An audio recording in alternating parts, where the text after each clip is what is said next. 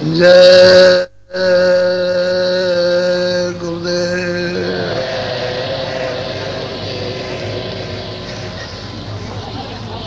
जय गुरुदेव। जय गुरुदेव नाम किसका। जय गुरुदेव नाम किसका। जय गुरुदेव नाम किसका।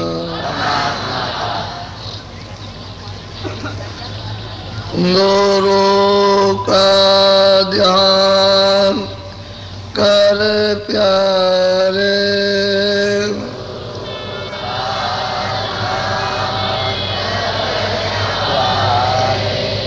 बिना इसके नहीं छूटना।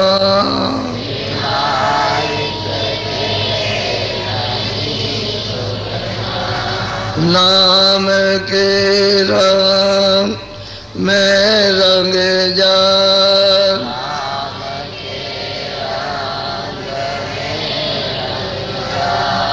मिले तो दाम निज अपना।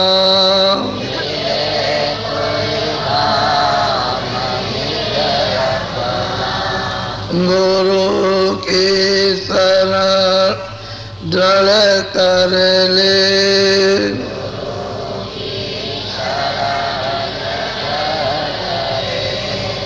बिना इसका नहीं सरना।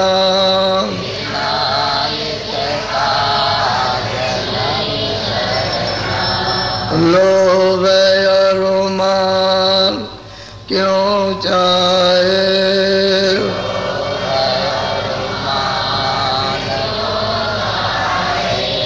पड़ेगा फिर तुझे देना।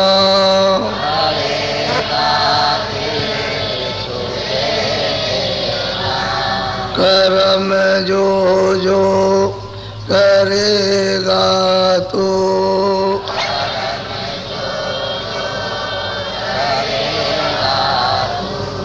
वही फिर वो ना भरना।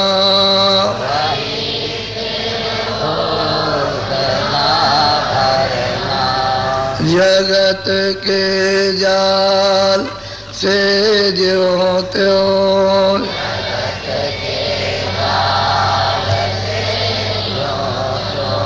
कटो मर्दान गी करना।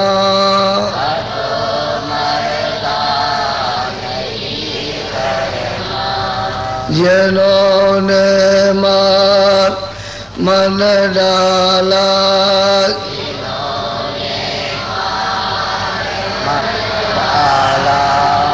उन्हीं को सूर माँ कहना।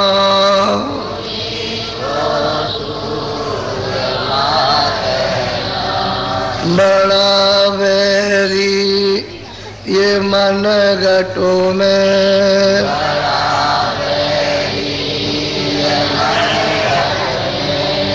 किसी का जीत ना कटना।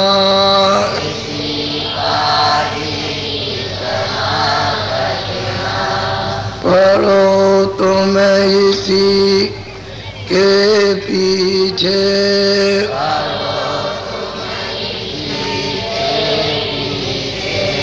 और सबई यतन तजना।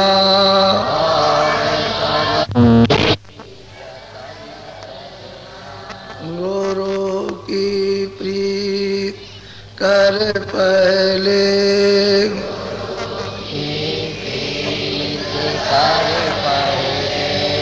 बौर घट सब को सुनना।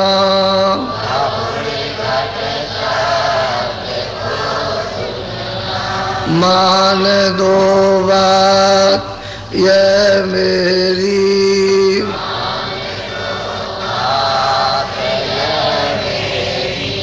करे मत और कुछ जतना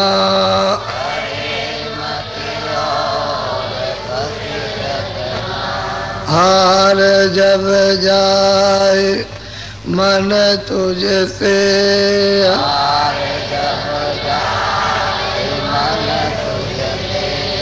चढ़ा दे सोर्त को गगना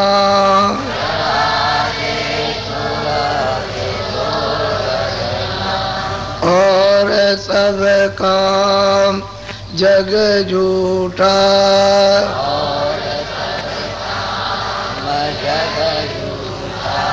त्याग दे इसी को गहना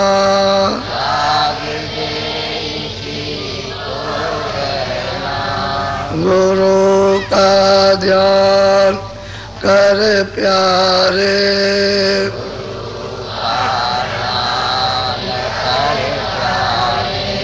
बिना इसके नहीं छूटना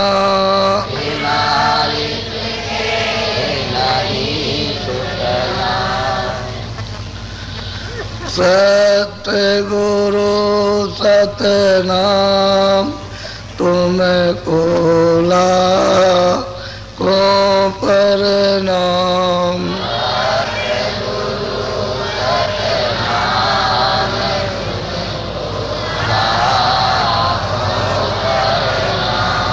सतगुरु सतनाम तुमको लाखों प्रणाम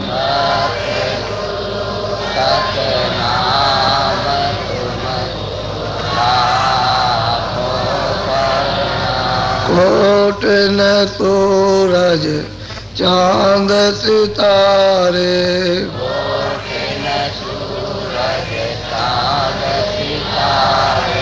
कोट न सूरज चांद सितारे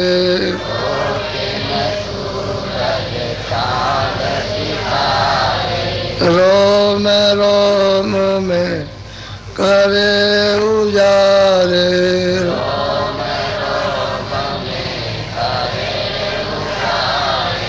रोम रोम में करे उजारे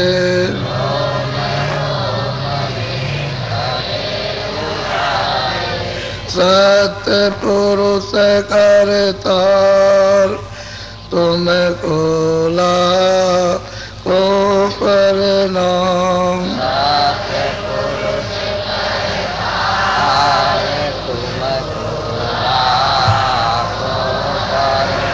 अरबों सूरज चांद सितारे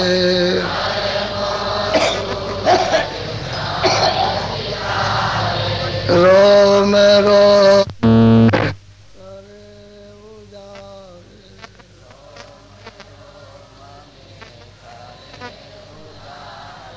रोम रोम में करे उजारे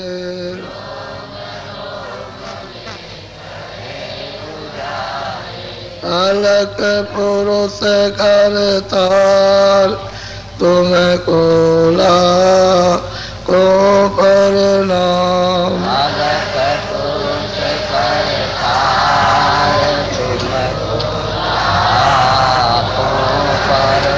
खरबों सूरज चांद सितारे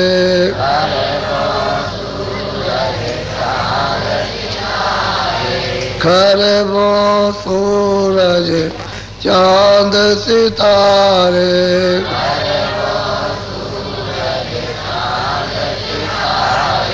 रोम रोम में करे उजारे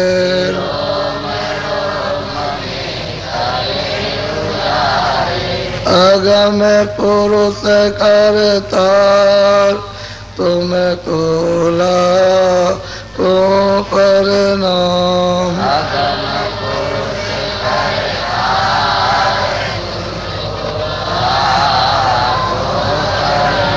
नील नील शशि बाण उतारे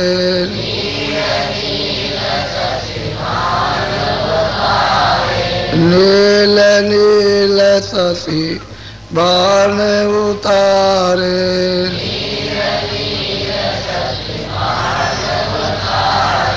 रोम रोम में करे उजारे,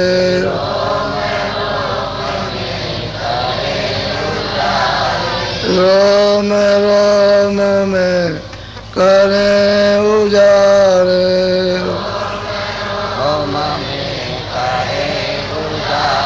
अनामी पुरुष करतार, तुमको लाखों प्रणाम। अनामी पुरुष करतार,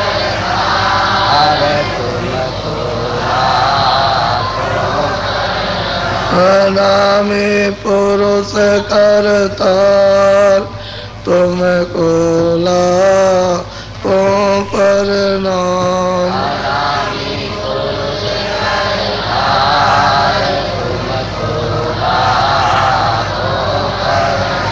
तुमको लाखों प्रणाम। सतगुरु सतनाम, तुमको लाखों प्रणाम।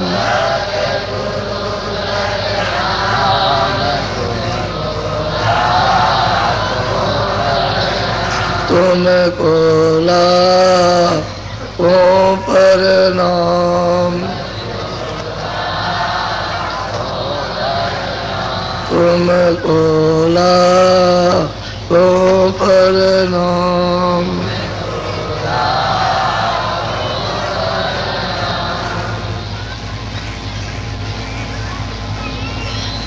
और बच्चियों,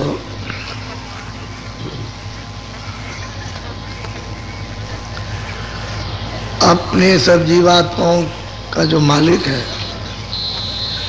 वो तो ऊपर अपनी जमीन में, अपनी धरती में बसते। ऐसा न कोई सोच ले कि उन्होंने रचना का विस्तार किया तो उनके देश में कुछ कमी हो गई होगी। वो तो जैसे पहला है वैसे ही है। जब कुछ नहीं था तब भी वैसा ही था, जब सब कुछ हुआ तब भी वैसा ही। उसमें कोई किसी तरह की कमी नहीं।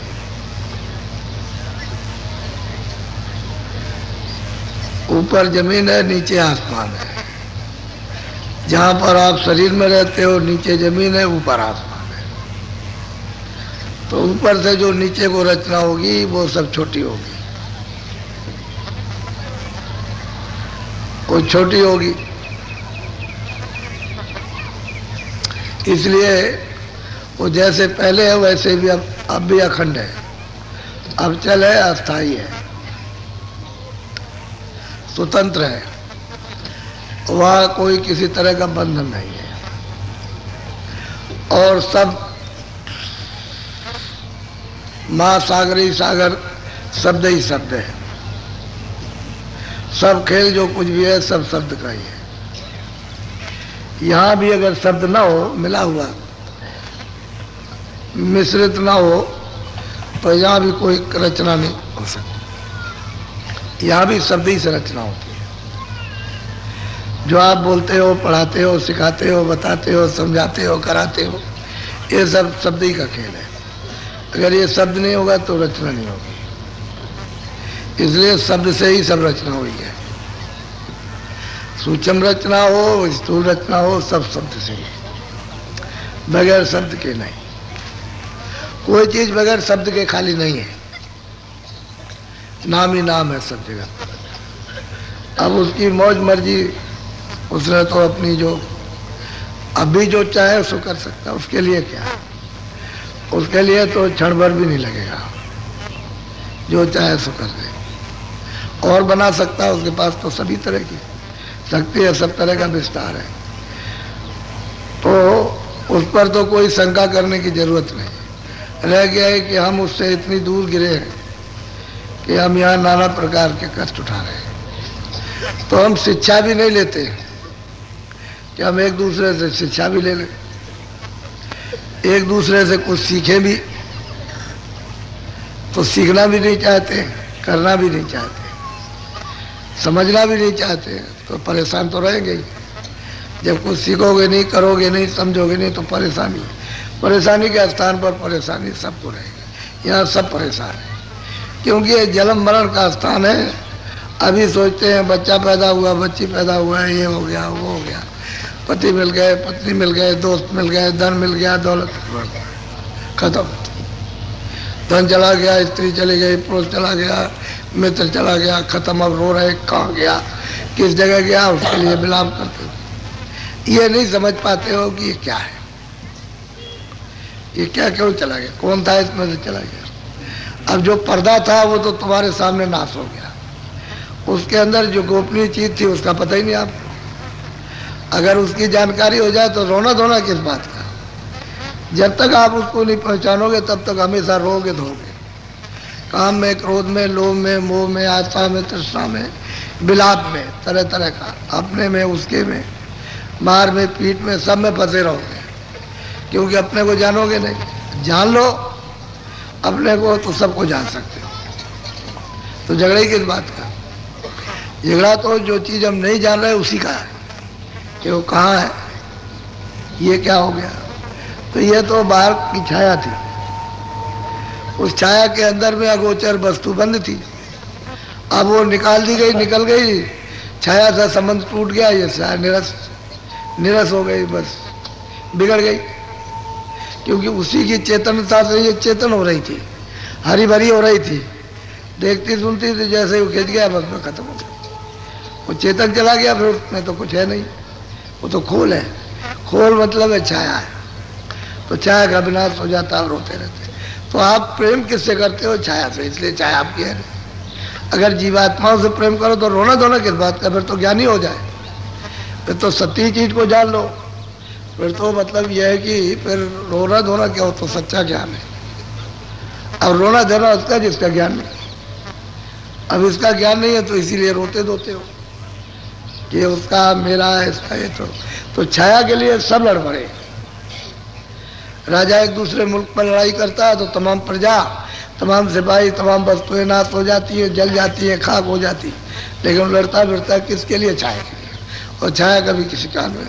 मान लो लड़ते फिरते 20 साल में उसने एक दूसरे ने कब्जा कर लिया, राज ले लिया, तो उसके बाद में बस उसका समय पूरा हो, चल दिया, बात खत्म हो गई। किस लिए लड़ाई, जब तुम्हारा कुछ है ही नहीं है, तुम ही किसी के नहीं हो, तो लड़ाई बड़ाई क्या, तो अज्ञान की लड़ाई है। अगर ये जान लो कि हम क्या है, तो लड़ाई किसी चीज की नहीं।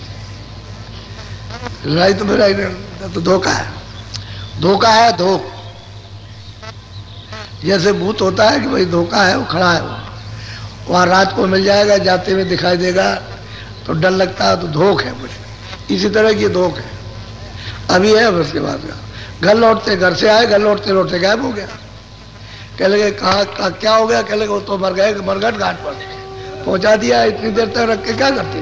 वो गया उधर, तब तक उधर ये काम हो गया था कि भाई इसको तो नहीं रख सकते, अब तो पहुंचाएंगे। कह लगे वो तो मतलब ये कि तो थोड़ी देर रोक लेते, उसको देख लेते। कह लगे क्या देख लेते, उसमें से बदबू आती, तो पहुंचा दिया। जब तक घर से निकल के आया तब तक खत्म हो गया। अब रो रहा, अब वो तो कोई मिलने वाली चीज नहीं है, ये भूत का धोखा है, भूत की छाया, ये धोखा है, इसी में लोग पड़े हुए। और ये किसी के नहीं आता, वो लड़ता। यानी मोहब्बत, प्यार, इंसानी मतलब है, उनमें जो रूहे, जो जीवात्मा, उनसे कोई नहीं लड़ता, पर खाली छाया के लिए लड़ते। और छाया किसी की होती नहीं, किसी की नहीं, ना किसी की हुई, ना किसी की होगी। और देखो कितना समय बीत गया, कितने युग बीत गए, सतयुग, द्वापर, त्रेता, कलयुग, कितने बीत गए, तब से लोग लड़ते चले आ रहे। किसके लिए, छाया के लिए। और छाया किसी की नहीं, और सब हार गए, और सब खेल खत्म, सबका हो गया, सबका खेल खत्म हो गया। रैयत भी चली गई, राजा भी चला गया, और दूसरा आ गया, फिर दूसरा, वो भी मत गया, वो भी गया, वो भी गया। और ये सब देखते जा रहे हो, और सब क्या है। और फिर भी तुमको मतलब यह है कि विवेक नहीं होता, बुद्धि का ज्ञान ही नहीं होता कि सत्य क्या, सत्य क्या। तो जब भौतिक चीजें नहीं समझ पाते हो, आध्यात्म समझना बहुत मुश्किल है। तो किसी की सीख को लेना चाहिए। एक जंगल में शेर रहता था, तो वो शिकार करता था, तो वो चाहते हैं कि भाई शेर शिकार करे, छोटे छोटे जानवर हम इसके बहाने हम भी खाएं, हमारा भी पेट भरे। तो वो तो शिकार कर नहीं सकते, तो शेर ने शिकार किया। तो सब जानवर बैठे चारों तरफ, छोटे मोटे जानवर जो जंगल में रहते हैं वो सब बैठे हैं। तो बस शिकार करके वो रखा, वो ऐसे नहीं जा सकते जब तक वो शेर खा नहीं लेगा, तब तक वहाँ कोई नहीं जा सकता। वो बैठा, वो देख रहा उसको, अब देख रहा कोई है तो नहीं अगल बगल में, बड़ा चालाक होता है। जब देख लिया कि कोई नहीं है तो फिर जाएगा, उसको खाएगा, और खा करके बस फिर मतलब मस्त हो जाता है। तो वहीं बगल में लेट जाएगा, फिर कोई खाओ, फिर उससे कुछ मतलब नहीं किसी तरह का भी, वहीं खाते रहो, वहीं बैठे रहो, कुछ नहीं बोलेगा बिल्कुल। लेकिन वैसे उसके बाद चले जाओ तो मार देगा, तो उसके भोजन के पास नहीं। तो जंगल के जानवर रहते रहते रहते रहते शेर से लोमड़ी और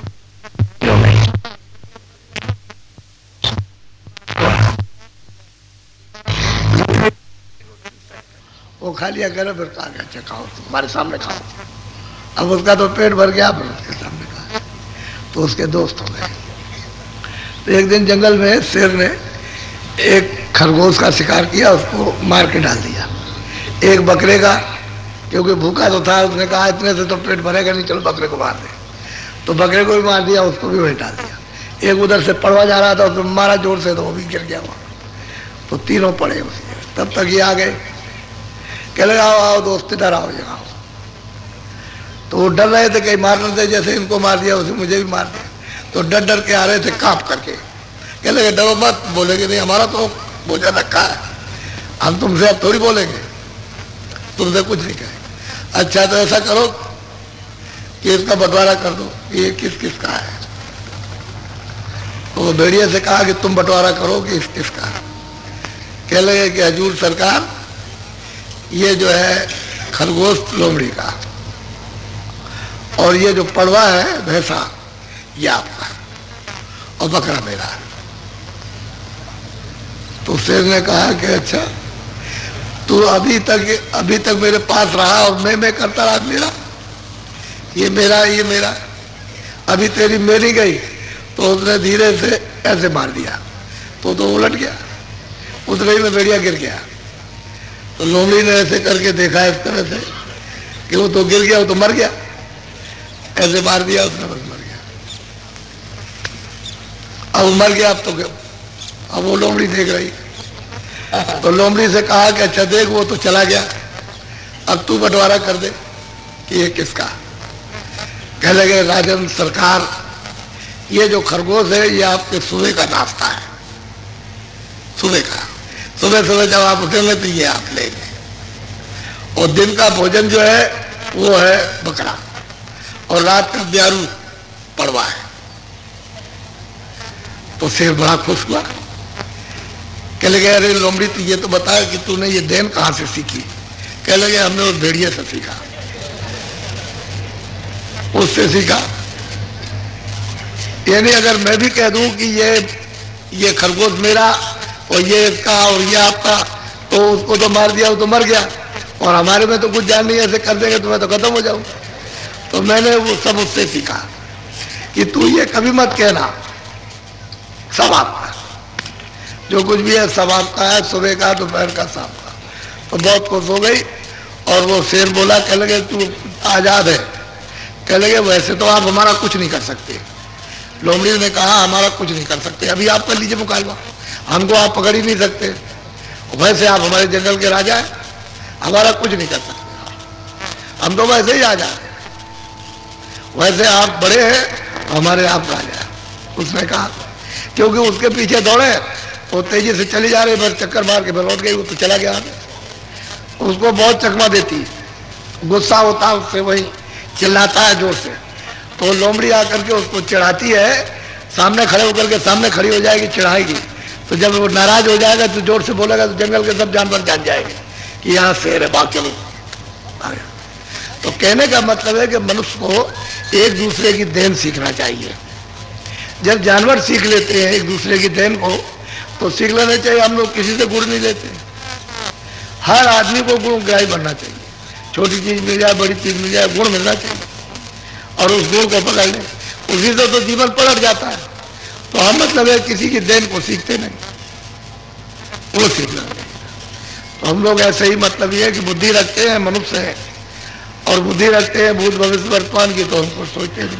बुद्धि बिल्कुल एकदम से, जानवरों में भी कुछ मतलब है नैतिकता रहती है, तो मनुष्य में कोई नैतिकता नहीं रहती। जो कहता वो कभी नहीं करता, इसलिए कुछ नैतिकता तो होनी चाहिए। और मनुष्य सर्वश्रेष्ठ पूछा, जब इतना बड़ा स्थान है तो फिर उसमें कुछ भी नहीं रह गया। तो इससे अच्छा तो वो जानवर अपने संयम से रहते हैं, मनुष्य तो संयम से रहता ही नहीं। तो वो देन सीखनी चाहिए एक दूसरे की, देख करके, समझ करके, सुन करके सीख लेगा तो अपने को पलट जाएगा। बदल जाना जरूरी है, नहीं बदलता है तो जीवन ये आपका व्यर्थ चला जाएगा।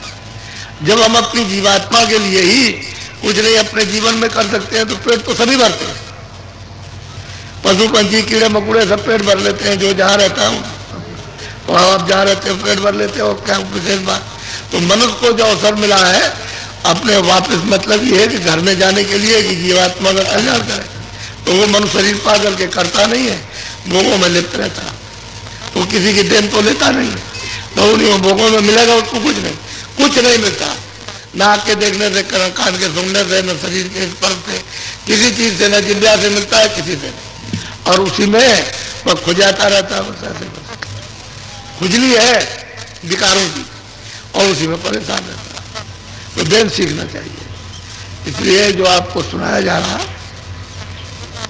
कि भाई आप तो दूर आकर के गिरे हो परदेश में, पराए देश में पराए नियम, उस राजा का अलग नियम, उसने अपना नियम बना करके आपसे कह दिया कि भाई देखो मेरे नियम का तो करो पालन और आप जा सकते हो। हमारे नियम का उल्लंघन करोगे तो बंधन हो जाएगा, तब आप नहीं जा सकते। वैसे आप आजाद हो, नियम का कहीं भी पालन उल्लंघन मत करो, आप जहाँ चले जाओ, कोई आपको रोके टोकेगा नहीं।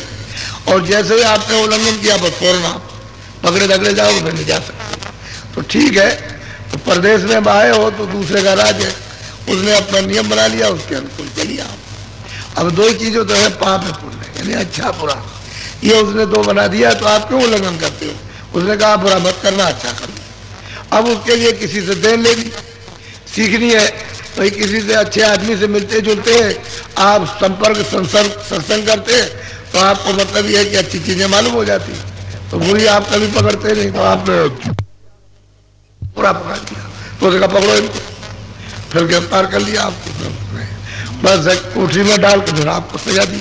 आप रोते हो चिल्लाते हो तो कोई फरियाद, तो 84 कांड क्या कोठरी है, कारागार है, घोर घोर कारागार, 4 खानों के घोर कारागार, असहनीय दंड जीवों को दिया जाता है।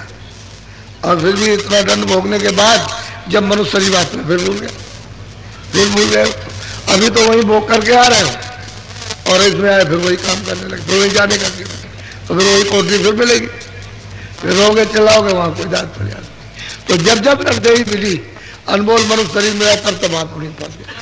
कोई महात्मा मिल जाते हैं, कोई मतलब है तो आपको कुछ बताता कि भाई देखो इसलिए तुम नहीं मनुष्य शरीर में आया कि ये काम करो फिर जाने का, अब ये अच्छा काम करो वापिस अपने घर में, ताकि तुम्हारा बंधन टूट जाए। कोई नियम ही नहीं था, तो स्वतंत्र थे सब। फिर उसने नियम बना दिया, जब जाने लगे आप तो नियम बनाया कि रोक टोक की जाए। तो रोक टोक उसने इसलिए की कि आपको अधिकार दे दिया पूरा, करो या न करो तो आपकी मर्जी की बात, लेकिन हमारे नियम का पालन करो तब चले जाओगे, और नियम का उल्लंघन करोगे तो हम रोक देंगे, फिर नहीं जा सकते। बस फिर उसने रोक दिया, तो जाना आना बंद हो गया, भूल गए आप अपने ज्ञान को, अपनी शक्ति को, अपने आनंद को, अपने देश को, अपने प्रभु को, पिता को, माता पिता को, सबको आप भूल गए।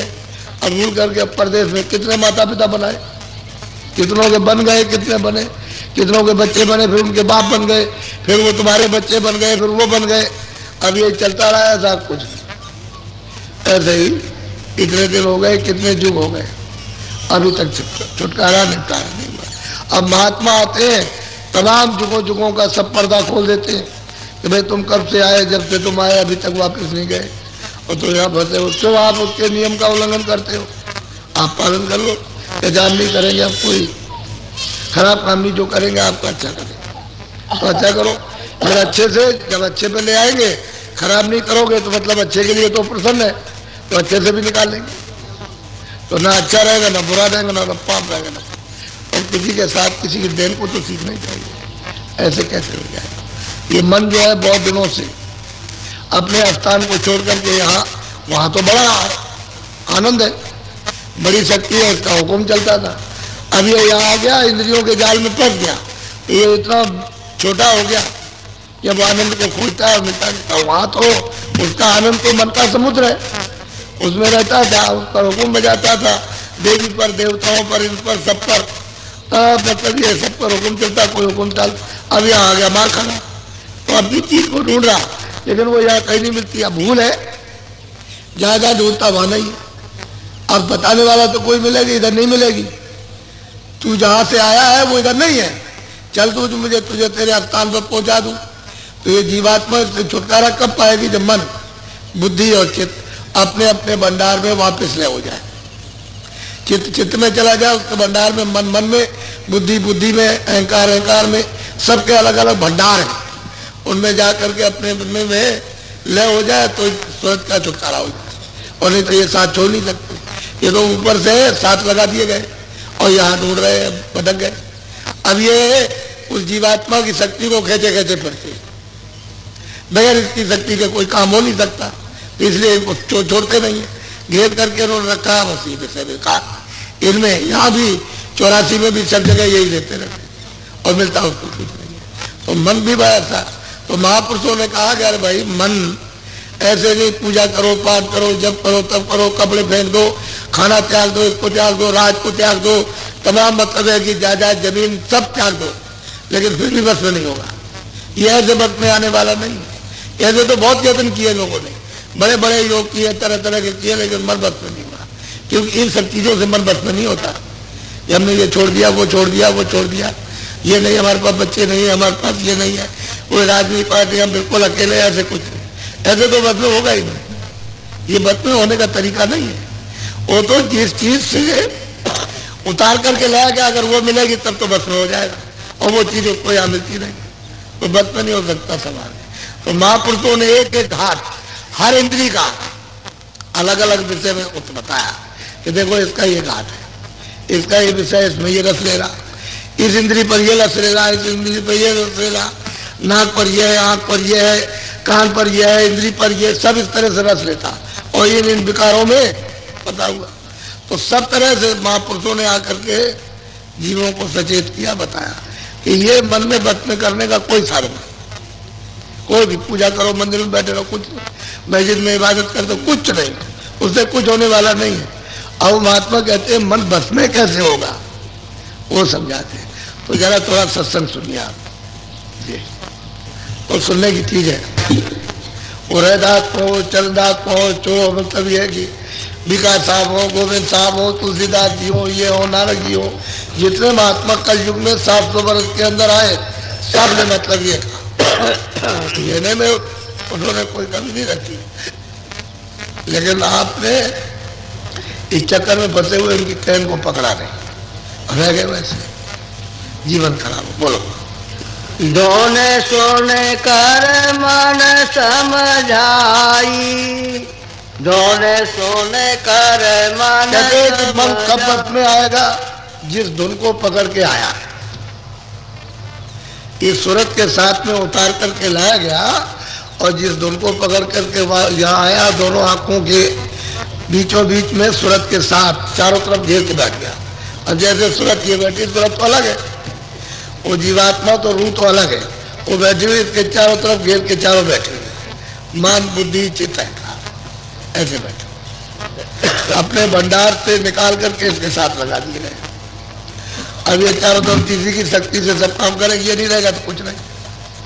अगर ये सूरत न रहे तो ये कुछ नहीं कर सकते, उसी की शक्ति से ये पैतरा से बदलते हैं सब तरह का।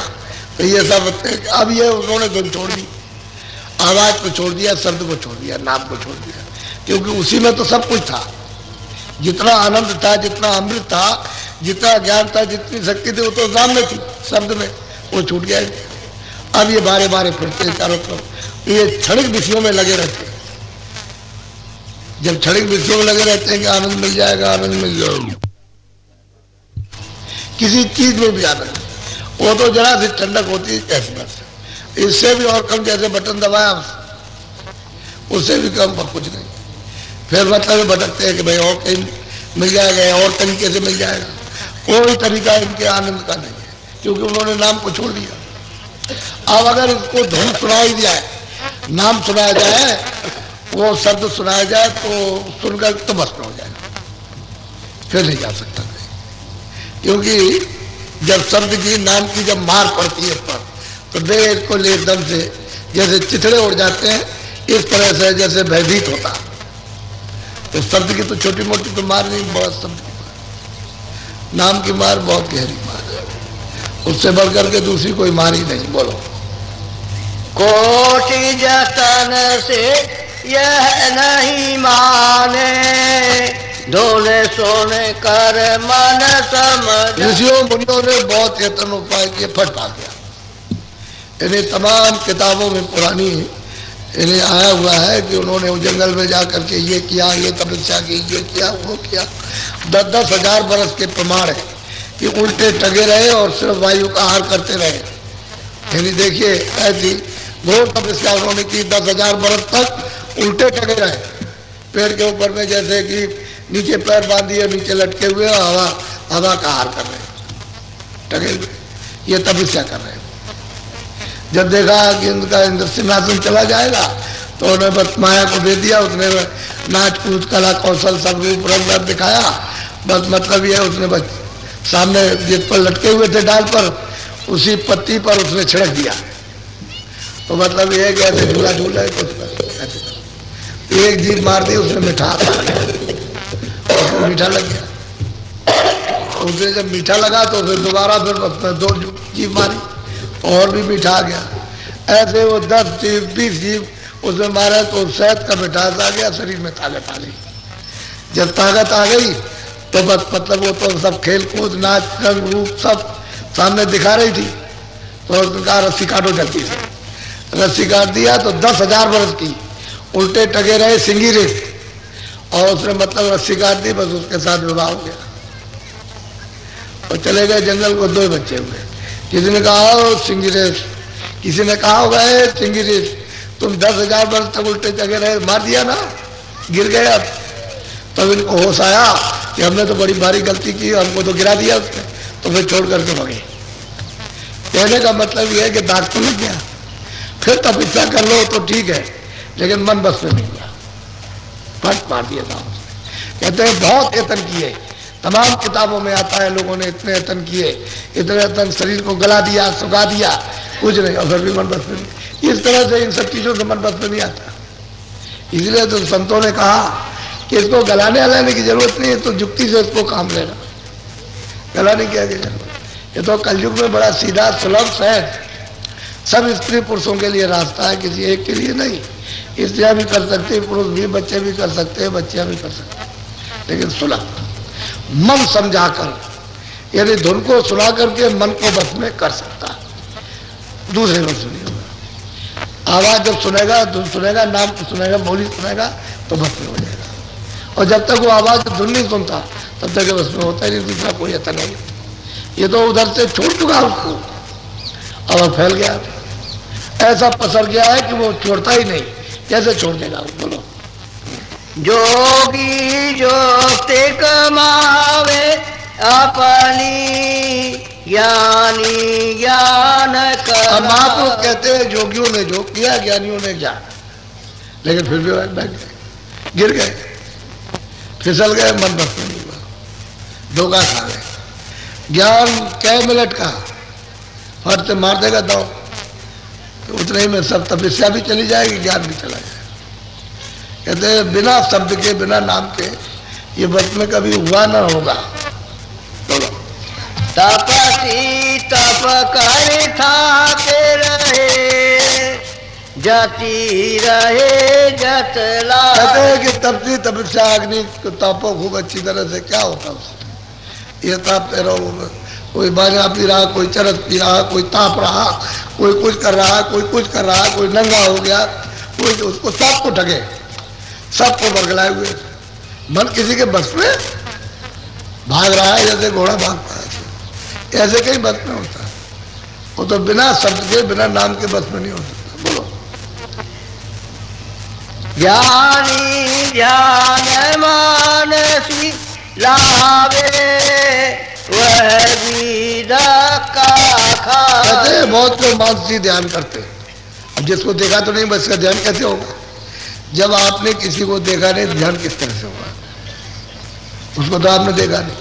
मान लो अब आप आए हो कि कहते हो हम कृष्ण भगवान थे, अब राम, तो राम को तो आपने देखा, कृष्ण को भी आपने नहीं देखा, तो ध्यान कैसे आप करेंगे? अब कोई चीज आकार रख दो पेड़ का या किसी और चीज का रख दो कि यही है, ऐसे कैसे हो जाएगा? अब तुम मतलब उसको पत्थर बना दो, उसको पेड़ बना दो, उसको मिट्टी बना दो, उसको रंग रूप बना दो, वो कैसे हो जाएगा? वो तो चेतन है। तो ध्यान कैसे आप कर सकते हो? तो मानसिक ध्यान कहते हैं। मानसिक ध्यान करना कहते हैं सबको धक्का लगा दिया, सबको बहका दिया, कुछ नहीं कर सकते मन के साथ। यह ऐसा मतलब यह है कि भागने वाला हवा भी उससे तेज नहीं चलती, इतनी तेज दौड़ता है चारों तरफ, चौकड़ी भरता है, तो उसको आपके बस में होगा? किसी के बस में रहता है? सब धोखा खा गए। बोलो। पंडित पढ़े पढ़ी वेद खाने विद्या बल सब जाए। कहते हैं कोई वेद कोई साथ इनको पढ़ते रहे किताबें, और सट से मार दिया था, उसमें कुछ नहीं। किताब विताब सब एक तरफ, किताब तो तोता भी पढ़ लेता है, चारों वेद रटा दीजिए सब रहते हैं, लेकिन बिल्ली को जब देखा तब भूल गया सब कुछ नहीं, एक भी शब्द उसको याद नहीं पूरा वेद पढ़ेगा। तोते को रटा दीजिए, ऐसे रखते रहो, जवानी आपकी याद कर लिया, वो बिल्ली आई बनता है। ऐसे ही कहते मन का ऐसा उसका फोरे पर जाल कि बस सट से मार देगा, ज्ञान ध्यान सब चला गया, पढ़ना लिखना सब खत्म। तो कहते हैं इसी अहंकार में कि हम तो ये विद्या पढ़ लिए, हम तो ये श्लोक याद कर लिया, ये चौपाई याद कर ली, उसी घमंड में वो, उसमें वो घमंड है, अहंकार उसमें भी, किसी की बात ही नहीं सुनते, इतना उनको अहंकार घमंड होता, वो उसमें भूल गए। बोलो। बोध चतुरता का मन आवे आलिम रहे पछिता। अब कहते हैं महापुरुष की भाई बुद्धि तो काम नहीं करती, बुद्धि का वहां कहाँ गम है? अरे भाई वो तो जीवात्मा बुद्धि से, मन से, इंद्रियों से परे, तो वहां बुद्धि की कहाँ गम हो सकती है? वहां जहाँ बुद्धि है वहां बुद्धि रहे, उसका आप काम लीजिए, बुद्धि उसके परे नहीं। आप कहते हैं बड़े बड़े आलम फाजिल, ये वेद वेदांति लिखने पढ़ने वाले सब धोखा कर रहे हैं, बचा कोई नहीं। महापुरुष कहते हैं बचा ही नहीं कोई। अब करने का फल सबने पाया, अब जो कुछ भी करनी करेंगे उसका फल सबको मिलेगा। तो क्या होगा? बरफ गए, जो अपना घर था, अपना वतन था, अपना देश था, अपना मालिक था, उसकी तो हवा भी नहीं लगी कि वो कहाँ पर है, कहाँ नहीं, किस रास्ते से जाएंगे, किससे आए, वो तो किसी ने बताया। तो क्या मिलेगा? बोलो। और है अमल का दखल नहीं है, अमल शब्द लोला। कहते हैं कि ये अमल अमल कच्चे अमल है, इसमें कुछ नहीं, तो थोड़ा पी लिया पिए, बस ये थोड़ा सा छड़े। कहते हैं कि भाई यहाँ किसी का दखल नहीं, वो तो दखल तो नाम का, शब्द का, बिना शब्द के काम नहीं बनेगा। सब तो खजाना है, उसी से उतारे गए और वही मिलेगा और वही पहुंचोगे तो काम बन जाएगा, तो मन बस में हो जाएगा। फिर तो मन ऐसा बस में होता है कि जब वो जीवात्मा की उस चपेट में आता है तो फिर कुछ नहीं कर सकता। जब ये जाग जाएगी तो इस पर ऐसा हावी होती है, फिर तो मन ऐसा बस में होता है कि जब वो जीवात्मा की उस चपेट में आता है तो फिर कुछ नहीं कर सकता। जब ये जाग जाएगी तो इस पर ऐसा हावी होती है कि वो कुछ कर नहीं सकता, अभी इस पर वो हावी, इसलिए ये कुछ नहीं कर सकती। तो जब वो महापुरुषों के पास जाती है तो ये कितने अड़ंगेबाजी करता है, ये मन कितना बहकाता है, कितना नहीं जाता है, कितना नहीं जाएंगे, वहाँ मर जाएंगे। वहाँ जाएंगे तो मतलब ये सब भोग त्याग छोड़ने पड़ेंगे। वहाँ जाता है कि संसार छूट जाएगा, तो नहीं जाएगा, तो इसको बहुत समझाया बुझाया जाता है कि भाई वहाँ चलो, ये चलो। अच्छा चलेंगे, लेकिन दया मांगो उनसे, वो दया करें, हमारी आदत को ठीक करें, हमारे स्वभाव को ठीक करें। तो धीरे धीरे धीरे धीरे धीरे धीरे फिर ठीक करते हैं। लेकिन पहुंचे तो कब? ये अपनी फरियाद करेगा, सूरत अपनी फरियाद करती है, ये दोनों फरियाद करते हैं, कहते हैं अच्छा चलो वो हमको ठीक करेंगे। तो ये दोनों की रजामंदी हो जाए, काम जल्दी हो जाता है, नहीं जाने नहीं देगा। कहते हैं कि भाई शब्द के बगैर क्या, कुछ नहीं, ये सब अवल वहां दखल नहीं है इनका, ये तो क्षणिक चीजें हैं, वहां सब चीजें। बोलो।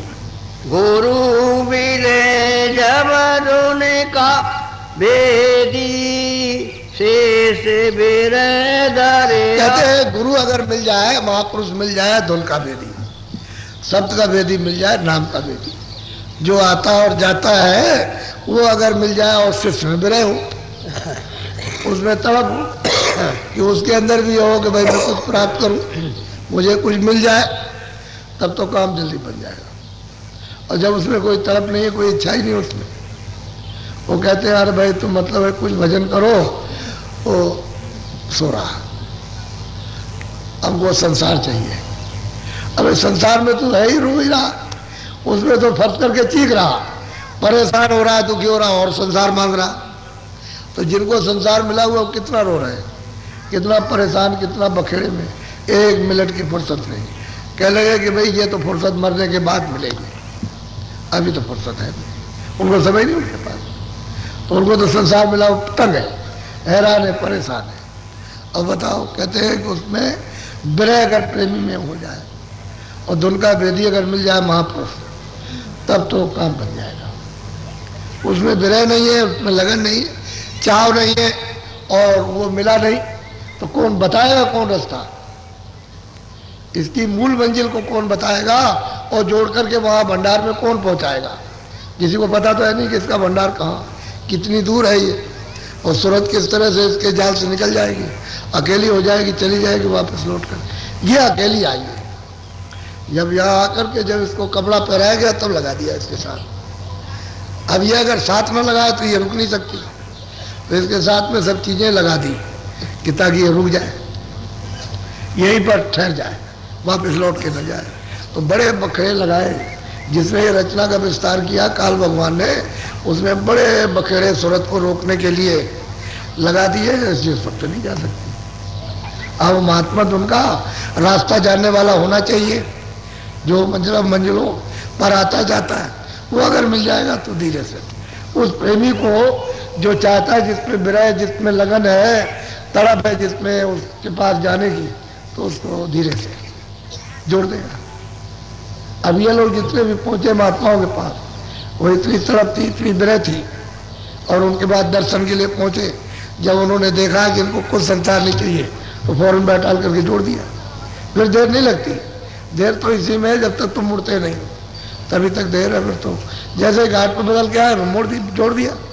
वो तो सूरत नाम से अलग हो गई, उसी से वो नाम तो है ही, उस सामने नाम है, उससे जोड़ देते, बीच का पर्दा साफ किया और जोड़ दिया, बस चालू हो गई। वो जिधर से आए सो डोरी को पकड़ लिया, फिर तो उसे चढ़ नहीं चढ़ रहा, इधर से उन्होंने मदद कर दी और उस डोरी को पकड़ लिया और चढ़ चली, उसको साथ ले जाते, फिर देर नहीं लगती। लेकिन विरह होना चाहिए।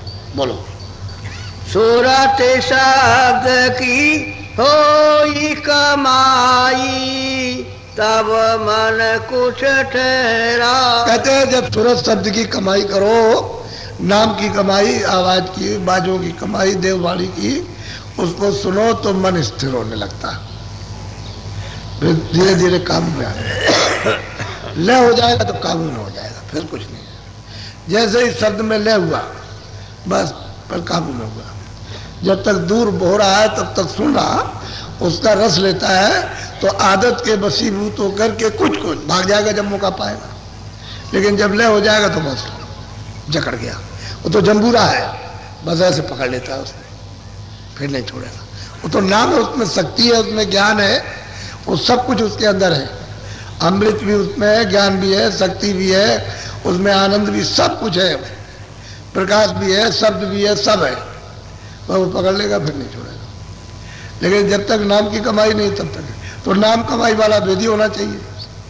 जिसने कमाया वही बताएगा, जिसने नहीं कमाया वो नहीं बताएगा, उसे पता ही नहीं। बोलो।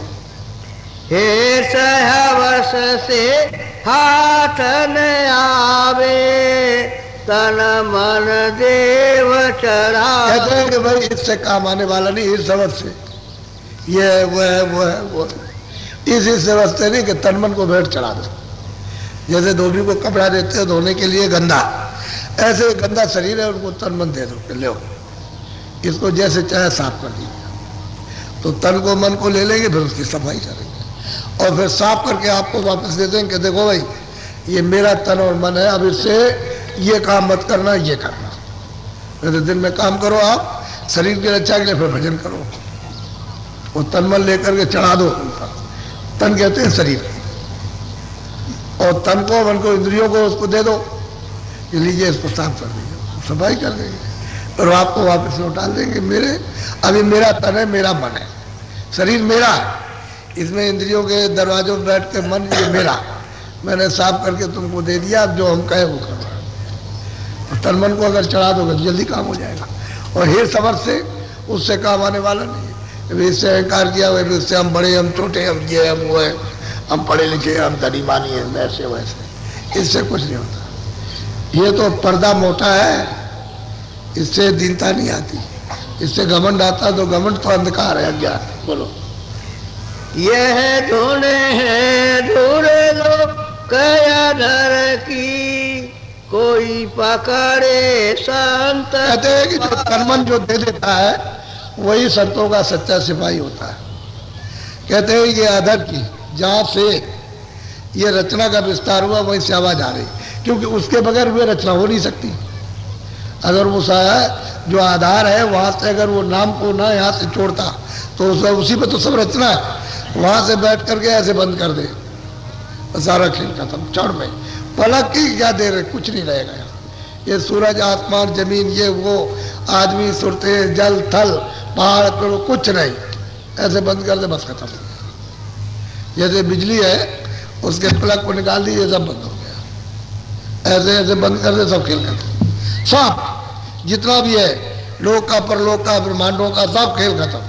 अगर ऐसे बंद कर दे बस, उसी पर तो ये सब रचना है, तो हो रही है। हरी भरी और शब्द बंद कर दिया, बस खत्म, कुछ रहेगा ही नहीं। ऐसे उड़ जाएगा जैसे कि कुछ था ही नहीं। धुआं क्या चीज, धुआं तो दिखाई देता है, वो धुआं भी नहीं, पता नहीं चलेगा क्या फुक से हो गया। यानी शब्द ऐसी चीज है। तो कहते हैं कि भाई वो तो जो आधार है वहीं से शब्द आ रहा है, और तुमको लेकर के आया, तुम उसी को पकड़ो तो ये बस में हो जाएगा और अपने स्थान तक जाएगा, बस छोड़ देगा। इसका स्थान है, स्थान तो इसका मतलब है मलिन स्थान है, वही रहेगा, वह छोड़ देगा, सूरत अकेली हो जाएगी। उधर अकेली चले, जब उधर से लौट के आती है फिर ले आती है इसको, और इधर से फिर ले जाती है, अपने स्थान पे छोड़ देती, चली जाती है। तो नहीं, वहां नहीं जाएगा, ये वहां जा ही नहीं सकता, क्योंकि जहां इसके जाने का नहीं वहां नहीं कभी जाएगा। ये तो मसाला है, तो ये जहां उसी जगह मिल जाएगा अपने भंडार में। और जब उधर से लौट करके आएगी तो ले आएगी नीचे उतार के, फिर इधर से जाएगी तो ले जाएगी, वही छोड़ देगी। तो इसलिए ये अपनी जगह तो उसको बस में हो जाएगा। फिर ये मतलब है जब इसमें बड़ी शक्ति है, क्योंकि वहां तो चैतन्यता है। जहाँ इसका भंडार है वहाँ चेतनता, इतना अंधेरा तो है नहीं वहाँ पर। वो तो चेतन शक्ति है। तो वहाँ पर मतलब है इसका पूरा 3 लोक पर इसका शासन चलता है, इसी मन का। जो यहाँ बैठा हुआ है तुरंत के साथ, दोनों आंखों के मतलब ये है कि पीछे ये घेर करके बैठा है, इसका 3 लोगों के ऊपर में हुक्म होता, और अभी मार खा रहा इंद्रियों के जाल में फंस करके। जब वहां पहुंच जाएगा और अपनी शक्ति को धारण करेगा तो इसका हुक्म कौन टालता है? ये इस तरह का है। बोलो। मन को मार कर असभारी, गगन कोट वहले। कहते हैं कि थोड़ा सा बाहर इंद्रियों की तरफ से मन को थोड़ा सा रोक करके शब्द के साथ जोड़ दो। अब वो तरीका बताते हैं कि भाई थोड़ा सा इसको रोको और अंदर घाट पर बैठ करके इसको सूरत का साथ दो। मन है, बुद्धि है, चित्त है, क्योंकि ये सब पर्दा इन्होंने इकट्ठा किया है। तो सूरत का साथ दे दे उसके कानों का। सूरत में तो एक कान है, एक ही आंख है उसमें, एक ही नाक है। शरीर में दो आंख है, दो कान है, दो नाक है। ये शरीर के है तो जड़, ये जड़ शरीर के सुराख है। और वो चेतन है, वो तो जब सतलोक में थी तो वहाँ आँख भी थी, कान भी थे, नाक भी थे, देखती थी, सुनती थी। तो लेकर के अपने साथ आई। अब पर्दा इस पर चढ़ गया। अब पर्दा अगर उतर जाए तो ज्यों की त्यों, पर्दा नहीं उतरता है तो अब यहाँ पर्दा इस पर चढ़ गया तो उसकी आँख बंद हो गई, कान बंद हो गए ना। तो इससे कहा जाता थोड़ा सा घेरो कानो, मन को थोड़ा सा इधर से हटाओ और सूरत के कानों का या आँख का या नाक का साथ दे दो तो सफाई हो जाए। तो आँख और कान और नाक खुल जाए तो सुनाई देने लगे, दिखाई देने लगे। तो फिर वो अपनी चीज को पकड़ ले तो उसको रस मिलने लगे। मन रसी तो चाहता है। अब उसने जब रस छोड़ दिया उसका भी टूट गया। और वो रस उसको मिल जाएगा तो इसको भी वो रस मिल जाएगा, क्योंकि नाम के शब्द के साथ में सूरत को भी रस मिलेगा, सूरत को भी मजबूती मिलेगी, ताकत मिलेगी, और इसको भी मिल जाएगी, क्योंकि ये भी तो उतर करके नाम के साथ ही आया ऊपर से, और सूरत भी आई है। तो सूरत तो अपने स्थान से आई है, बीच में से आया। अब यह है कि उसने छोड़ दिया, अब ना उसको कुछ सहारा मिलता है ना इसको मिलता। तो कहते हैं दोनों इंद्रियों की तरफ से हटो, और वो महात्मा जो कमाई वाले हैं वो जब बताएं कि ऐसे तुम उसको सुनो, पकड़ो, तो ऐसे थोड़ा सा लगा दो, थोड़ा सा पकड़ो, सुनो। जब पकड़ में आ जाएगा तो फिर बहुत मीठा है, इसको मिठासी चाहिए। इतनी ठंडक है, इतनी ठंडक है, और ठंडक में इतना मीठा मालूम होता है, इतनी ठंडक उसमें मीठा कि इतना दुनिया में मिठास नहीं होती, इतना ठंडक में मीठा है। और अगर मीठा पीने को मिल गया तो फिर क्या बात है, तो दरवाजा खुल जाएगा तब तो पिएगा ही मीठा। वो तो ऐसा मीठा है कि वैसा मीठा कोई चीज़ है ही नहीं, वो तो अमृत है। जब पिएगा तो छक जाएगा, सब तृप्त हो जाएगा। फिर ये जालाल में फिर बसता नहीं है, क्योंकि इतनी मिठास है, इनमें कुछ नहीं है। बोलो। खाई सोन पार में दाना माँ सोनना। अब वो महापुरुष कहते हैं कि भाई जब तू अंदर चलेगा, आवाज को सुनेगा तो घंटा संग बज रहा। ये तीन लोग का मालिक है सैदल कमल में, इसी को खुदा कहते हैं, इसी को ईश्वर कहते हैं, ईसाई इनको गाट कहते हैं। तो कहते हैं वहां से तीन लोग के मालिक है, ये मृतलोक के, और जितना अंड की रचना ब्रह्मांड की उसके सब के मालिक, और ये सब विस्तार उनका तीन लोगों में। कहते हैं उनकी आवाज को सुनो, पकड़ो, तभी तो उनके पास पहुंचोगे। तो जहां से आवाज आ रही है उसको कहते हैं नाम, नामी, और जहां तक आवाज आ रही है वो नाम है। तो सूरत छोड़ चुकी उसी आवाज को जिसको पकड़ के आई थी, वो छूट गया। अगर वही पकड़ ले तो फिर वही पकड़ के चली जाएगी, और जिसमें से आवाज निकल रही उसी का साक्षात्कार है। तो सब लोगों ने नाम को पकड़ करके उसका साक्षात्कार किया। ये महात्मा तो सबको देखते हैं, ईश्वर को भी देखेंगे, ब्रह्म को भी देखेंगे। तो कहते हैं कि भाई तुम ऊपर जाओगे तो ब्रह्म है, ईश्वर है। कहते हैं कि सुन, यानी पार, कहते हैं महासुन, महाकाल पुरुष। कहते हैं उधर चलो, कितनी ऊंची नीची घाटी खाई, खाई कहते हैं नीचे गड्ढा, बहुत नीचे गड्ढा। अगर ऐसे देखते रहो तो कितने करोड़ों मीलों, क्या करोड़ों योजनों का नीचे गड्ढा। ऐसी घाटियों को पार करके सूरत को कहते हैं जाती है, लेकिन किसके सहारे? नाम के सहारे, शब्द के सहारे। सब सुनती जाती है और चलती जाती है, पकड़ लिया, सुनती जाती है, बढ़ती, उसमें लय होती जाती है, और शब्द अपनी तरफ खींचता चला जाता है। ये सब घाटियाँ उसी शब्द में होकर के सब सूरत को दिखाई देती है, क्योंकि उधर अंधेरा तो कहीं है नहीं, कि अंधेरा, सीमा तो जरूर है प्रकाश की, ये सीमा है, इसके आगे दूसरा प्रकाश, इसके अंतर्गत अलग है। उतनी तो उसको है, बस इतनी तो रोक रहती है ही। जब उसकी कहते वह कहीं अंधेरे का नाम निशान नहीं, कहीं जैसे यहाँ अंधेरा हो जाता है, तो जब तक तुम्हारी आंख नहीं खुली तब तक अंधेरा, तभी तक है अंधेरा। और जैसे आंख खुल गई फिर अंधेरा नहीं, उजाले उजाला। अंधेरा इधर है उधर नहीं है। क्यों अंधेरा है?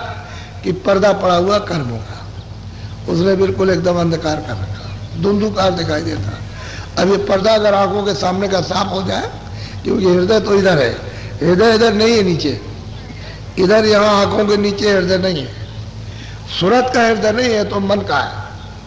तो मन दो प्रकार का है, एक पिंडी एक अंडी, और तीसरा मन है ब्रह्मांडी। तीन मन है, इनके तीन खोल है, एक तो पिंडी है और एक अंडी।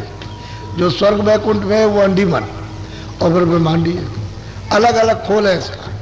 तो कहते हैं कि भाई मतलब ये है कि सूरत का हृदय तो इधर है ही नहीं, सूरत इधर तो यहाँ नीचे कहीं नहीं बैठी शरीर में, वो तो शरीर के ऊपर है, हिस्से पर, और दरवाजे पर ऐसे उसको बैठा दिया। और कूड़ा कचरा जो डाला है उसको दबो, उसका जो हृदय है तो बहुत बड़ा आकाश है। ये सारे संसार का आकाश कुछ नहीं, वो या करोड़ों हिस्सा जाकर इससे भी बड़ा है इसका ये हृदय है। ये आकाश बहुत बड़ा उसका है, तो उसमें ये सब कूड़ा कचरा जमा होगा, बस उतना ही अंधेरा है। और ये कूड़ा कचरा सामने का साफ हो जाए तो दिमाग ज्ञान चक्षु तीसरा नेत्र खुल जाता है और दिखाई देने लगता है। जैसे सूरज निकला अभी दिखाई दे रहा, मान लो बादल आ जाए तो नहीं दिखाई देगा, तो सूरज ढक जाएगा तो मालूम होगा कि अंधेरा हो गया, तो पर्दा आ गया। ऐसे ही सूरत पर पर्दा आ गया। तो ऐसे ही मतलब है पर्दा अलग अलग है, ये स्थूल का पर्दा, उधर में है लिंग का पर्दा। तो लिंग का प्रकाश अलग है उसका, उसकी एक हदबंदी है, उसकी सीमा, उसके आगे उधर को नहीं जा सकता लिंग शरीर। जैसे स्थूल शरीर है ये आंखों के यहीं तक है बस, इसके ऊपर नहीं जा सकता। ऐसे ही लिंग शरीर उसकी सीमा है, उसी के अंदर रहेगा, तो जितना उसका प्रकाश है उसी के अंतर्गत वो आगे नहीं जा सकता। और फिर उसके बाद सीमा के जब बाहर में तो सूक्ष्म शरीर है, उसकी अलग सीमा है, उसका जितना भी बड़ा है उसका वो तो उसकी अलग ही सीमा है, उसके आगे वो नहीं जा सकता। फिर कारण शरीर है तो कारण की भी सीमा। तो सूरज जो है ये चार शरीरों के अंदर में बंद है, अगर इन चारों से निकल जाए तब तो आजाद हो जाए, और बिना भेदी के कोई जान नहीं सकता, क्या बिना शब्द के नहीं ये निकलेगी। शब्द पकड़ करके तो ये चारों शरीर को उतार देगी और देखती जाएगी, यहाँ भी देख रही ऊपर भी देखेगी, उसके ऊपर भी देखेगी, उसके ऊपर भी देखेगी, और जब अलग हो जाएगी तब भी देखेगी। तो बिना नाम के बिना शब्द के ये अपने कपड़े को नहीं उतार पाएंगे। और शब्द का भेदी होना चाहिए जानकार, जो पूरा मतलब ये आता जाता हो पूरी मंजिल, पूरे शब्दों का भेद, पूरे स्थानों का भेद, जो मतलब ये उनका सबका भेद जानता हो वो तो ले जाएगा। बाकी किसी किताबों से कुछ नहीं मिलता। ये किताबें किसी के सामने रख दी जाए क्या बताएंगे? किताबें तो महात्माओं का अनुभव है। तो जो महात्मा आते हैं वो प्रमाण देते हैं कि देखो उन्होंने ये कमाया था उन्होंने और ये इस तरह से प्राप्त कराया। तो आप प्रमाण जब शहादत ले लेते हो तो आप कहते हो नहीं ठीक होगा। और उन्होंने भी कहा आप अपनी तरफ से तो नहीं कह रहे हो, ये तो कहने लगे आप अपनी तरफ से कर रहे हो, क्योंकि इन्होंने तो कभी देखा नहीं आँख के अंदर और गांठ के पूरे, तो मतलब इन्होंने तो देखा नहीं तो वो कैसे मानेंगे। तो कहते हैं नहीं भाई इस तरह से लोगों ने प्राप्त किया, प्राप्त कराया, तब आपको यकीन विश्वास होता है। जाओ तो बुद्धि का विश्वास तो पहले अंधकार में होना ही चाहिए। जब बुद्धि का विश्वास नहीं होगा तो फिर आत्मविश्वास तो बहुत देर लगेगी, वो तो जब जगेगी तभी होगा, पहले तो बुद्धि का विश्वास होगा। बोलो। बाबर गुफा का फाटक तोड़ा, शीश महल लाई। कहते हैं आगे सूरत चलती जाती है शब्दों को पकड़ करके, अलग अलग स्थानों के अलग अलग शब्द हैं। एक स्थान से दूसरे स्थान पर पहुंचेगी शब्द छोड़ देगी, फिर तीसरे स्थान को पकड़ेगी उसको भी स्थान पर पहुंचेगी छोड़ देगी, फिर चौथे पे चलेगी उसको पकड़ के चलेगी, स्थान पर पहुंच जाएगी उसको भी छोड़ देगी। तो कहते हैं आगे कहते हैं कि बड़े बड़े शीश महल, सतलोक की सचखंड की तो बात ही छोड़ दीजिए, ये बीची में इतने बड़े बड़े महल, इतनी बड़ी बड़ी रचना है जो कि कहीं नहीं जा सकती, कहने में नहीं आ सकती। कितने खरबों वर्षों तक लिखते रहिए तो नीचे की रचना नहीं देख सकते, और सतलोक की तो रचना की बात ही खत्म, वो तो देखने ही का है, लिखने पढ़ने का को वहाँ कुछ। और जो जिन जिन लोगों ने देखा है इशारा ही किया है, वहाँ कुछ वर्णन नहीं कर सकते, सब ने इशारा किया था। कहते हैं कि ऐसे ऐसे शीश महल, ये तुम्हारे जैसे मतलब ये है कि ये क्या कुछ नहीं है, ये तो एक कण भी नहीं है, चाहे स्वर्ग हो, चाहे बैकुंठ हो, चाहे ब्रह्मांड हो, ये कुछ नहीं, एक एक कण के अंदर में समाये हुए हैं। ये रचना का विस्तार है वहां का। और सतलोक की बात ही अलग है, तो छोड़ दी, ये बीच ही में ही है। तो महाकाल पुरुष का जो देश है वो छोटा है, बहुत बड़ा। इससे अलावा जो 12 और सतपुरुष के जो बच्चे हैं, 4 तो ये, 12 16 है, तो उनके देश तो इनसे भी बड़े बड़े। लेकिन यह है कि उन 12 का भेद है, इतना कह दिया है कि इतने हैं और अभी इतनों का भेद है, बाकी का नहीं है। लेकिन उनकी कोई जरूरत नहीं समझी महापुरुषों ने, इसलिए बता भर दिया है। लेकिन उनके लोग तो बहुत बड़े बड़े, इनसे 4 से बड़े बड़े लोग हैं। ऐसी रचना का विस्तार उस सतपुरुष ने किया। और जब उसका देश है वो तो मतलब है ये जीवात्मा है, वहां से सब आई सब के सब, और सब मंडलों में खचाखच भरी हुई। तो कहते हैं शब्द के द्वारा वापस जाओगे, शब्द ही ने सब रचना की है, नाम ही से सब रचना हुई, आवाज से। बाजों ने ही सब रचना का विस्तार किया, और बाजे ही ले आए, बाजे ही ले जाएंगे, दूसरी कोई चीज ले जाने वाली है ही नहीं। बोलो। अजब तेरी लायजब वहाँ की, किरण किरण सूरज। ये सूरज का प्रमाण नहीं दिया। ये सूरज जो 10वें द्वार में जो चांद है और उसके ऊपर में जो श्वेत सूर्य, उसका प्रमाण दिया है कि किरण किरण में, कहते हैं एक एक किरण, कितने कितने सूरज का। और फिर ये सतपुरुष है, उसकी तो महिमा ही छोड़ दीजिए, कौन महिमा करेगा। ये सूरज चांद वहां क्या कर सकते हैं, कुछ नहीं, इनका तो कोई प्रमाण ही नहीं है। वो जो मतलब ये पार ब्रह्म है और उसके परे जो महाकाल पुरुष है, उनका प्रमाण दिया। कैसे सूरज और चांद उनके एक एक रोम में, अरबों खरबों एक एक रोम के अंदर लगे हुए। तो फिर सारे बदन में कितने रोम है वो ये कौन कह सकता है, कौन वर्णन कर सकता है, कितना बड़ा उनका शरीर होगा, जिस्म होगा। एक ऐसे देश से आप सब आए हुए हो। अब ये रास्ता वापस जाने का एक ही है, एक ही रास्ते से उतर के आए हो, उसी नाम से शब्द से उतारे गए हो और यहाँ ले आए हो। शब्द तुम्हारे सामने बस इतनी दूर पर है, सामने टिका हुआ है। ये जो ध्रुव तारा दिखाई देता है उसका प्रतिबिंब है।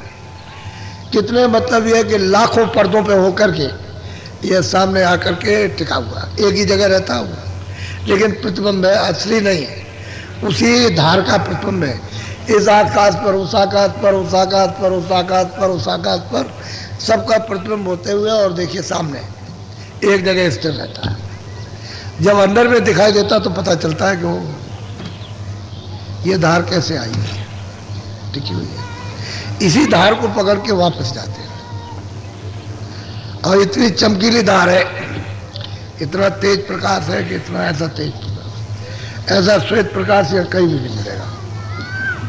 तो अब यह है कि वो धार टिकी हुई आंखों के सामने।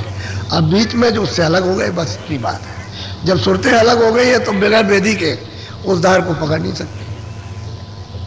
जब वो डोरी को नहीं पकड़ सकेंगे तो चढ़ के वापस जा नहीं सकती। दूसरा कोई रास्ता नहीं, तो फिर यहीं भटकते रहो, इन्हीं मसालों में, पर्दों में भटकते रहिए आप। इसमें से निकाला इसमें, इसमें से निकाला उसमें, पशु में, पंछी में, कीड़ों में, इसमें उसमें, तमाम जल के जीवों में, उसमें बस इसी बदलते रहते हैं, उधर जा ही नहीं सकता कोई। बोलो। यह लीला कुछ अजब पेच की, उलट पलट कोई गुरुमुख पास। कहते हैं महापुरुष की भाई ये लीला तो बड़ी अद्भुत विचित्र है और बगैर गुरुमुख के कोई जा नहीं सकता। जो सच्चे गुरुमुख होते हैं, सच्चे भक्त होते हैं, जो सच्चा अपना तन और मन जो दे देते हैं, जो सूरत को अर्पण कर देते हैं, वही गुरुमुख जा सकते हैं, बाकी उधर कोई नहीं जा सकता। और जाने नहीं देगा किसी को, वो नीचे नहीं जाने देगा, ऊपर तो बहुत बड़ी बात है। कहते हैं कि अद्भुत लीला है। अब महाकाल देश की अद्भुत लीला है तो सतपुरुष की लीला का वर्णन कौन कर पाएगा। महापुरुषों ने तो सबने इशारा किया है, लेकिन कितना बताएंगे। अरे वो इशारा कर देंगे बस, जो देखने में आती है वो लिखने में नहीं आ सकती। बोलो। कहाँ लग बरनु वेद अगाधा, जो कोई लावे सो न समाधा। कहते हैं भाई क्या वर्णन करूं इस अगाध वेद को, अर्वचनीय है, जो वचनों में नहीं आ सकता, उसको कैसे वर्णन। कहते हैं कि जो आएगा वो पार ब्रह्म पद में सुन में जा करके पिया पद का दर्शन करेगा, वो जाएगा। वहाँ त्रिवेणी संगम है, पहले तो मानसरोवर में स्नान करो और फिर उसके बाद प्रयागराज में, वहाँ बह रही है वो ऐसी पवित्र जल निर्मल, बालू का गंदगी का वहाँ नाम निशान नहीं। गंदगी का वहाँ क्या, वहाँ किसी प्रकार की कोई गंदगी है ही नहीं।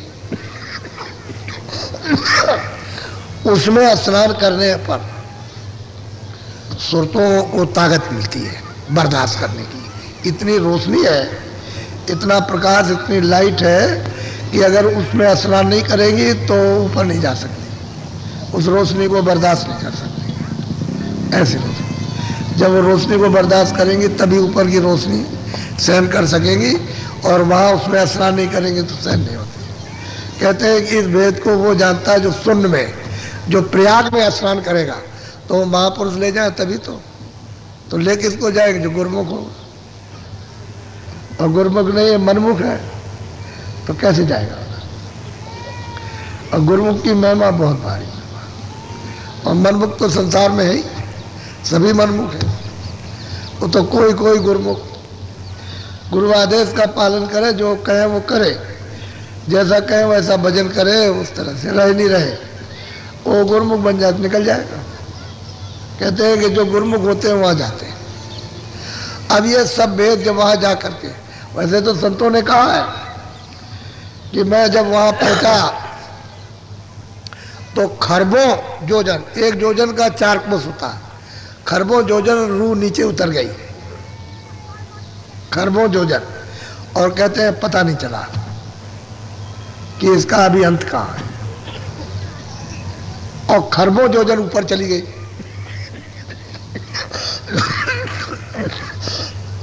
जो मुर्शिदों ने, जो गुरुओं ने, जो उन्होंने निशान बताया था उसकी फिर सुध ली और लौट करके आई, फिर उसी रास्ते पर चली। या इतना लंबा चौड़ा है, पता नहीं चलेगा कहाँ तक है।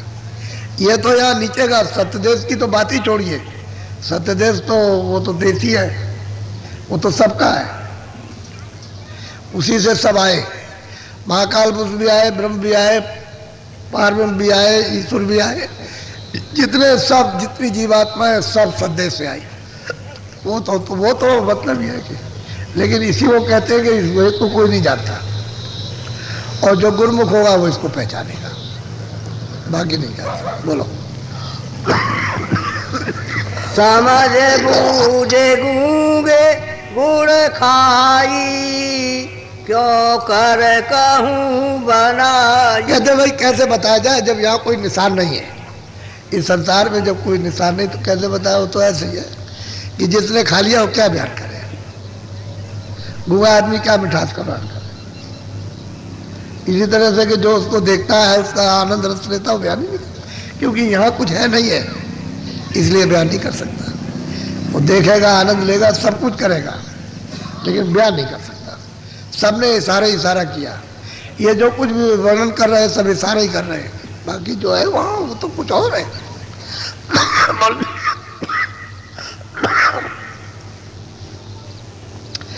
ऐसे नाम की कमाई करो जिससे जल्दी घाट पर बैठे हो, और तुम नहीं कमाई कर सकते तो फिर क्या करोगे। कोई मुश्किल वाली बात थोड़ी है। अरे भाई 24 घंटे में 1 घंटा वक्त निकालो, 23 घंटे तो शरीर की रक्षा, बच्चों की रक्षा के लिए काम में समय दो। खेती है, दुकान है, दफ्तर का काम, कोई साधु थोड़ी बनाया जा रहा।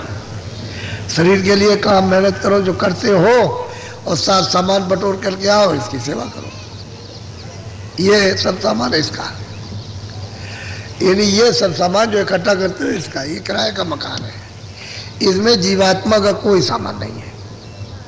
अब जब 1 घंटा तुम बचाओगे और बैठ करके इधर जब नाम की कमाई करोगे, उसको सुनोगे, शब्द को, आवाज को सुनोगे, बाजों को सुनोगे, और जब वो सुनने में पकड़ में आएगा वो धन आपका, वो धीरे धीरे जमा हो जाएगा। फिर तो बहुत जमा हो जाता है। वो तो पहले थोड़ा फिर थोड़ा रत्ती रत्ती भर करके इकट्ठा करो, बस सागर बन जाएगा, दरिया बनेगा, सागर हो जाएगा। लेकिन मेहनत तो करने से काम बनता है। तो 1 घंटे वक्त थोड़ा दो, लेकिन जब बैठो 10 मिनट 5 तो मन को, बुद्धि को, चित्त को थोड़ा सा संसार की तरफ से हटाकर काट कर सूरत का साथ दे दो, ताकि सूरत सुनने का काम करने लगे और उस शब्द को, उस नाम को पकड़ ले। बस जैसे ही पकड़ने लगेगी उसी तरह से बस उसको भी ताकत मिलेगी, मन को भी मिल जाएगी, फिर ये सब इंद्रियों को मिल जाएगी, फिर इंद्रियां हरी भरी हो जाएंगी, एकदम ताकत सबको मिल जाएगी।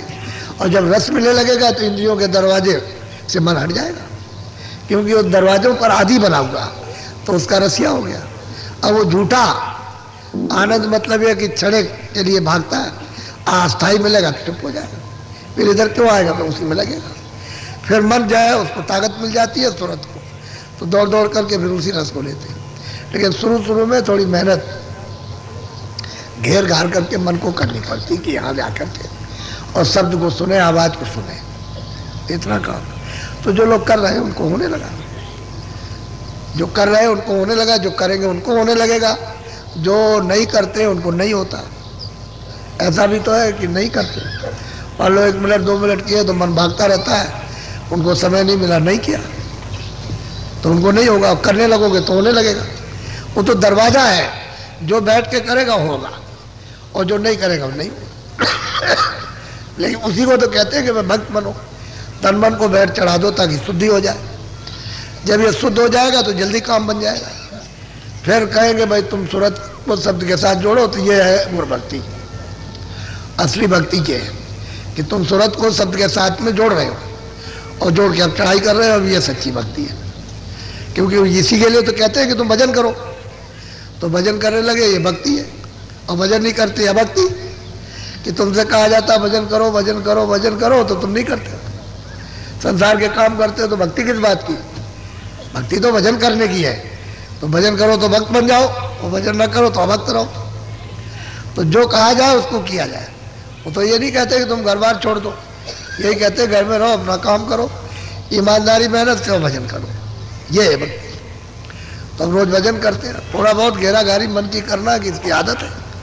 जब घेर घार लोगे, थोड़ा सा रोक लोगे, उसको रस आने लगेगा, फिर भाग दौड़ बंद कर देता है।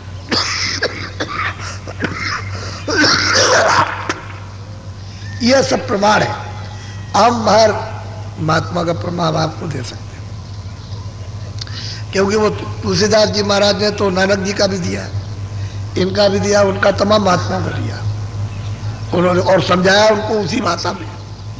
जो जो पूजा करते हैं तो उसी भाषा में समझाया कि ये तुम समझते हो, उसका अर्थ ये, उसका मतलब उद्देश्य ये, और तुम ये कर रहे हो और ये समझ रहे हो, ये कुछ नहीं।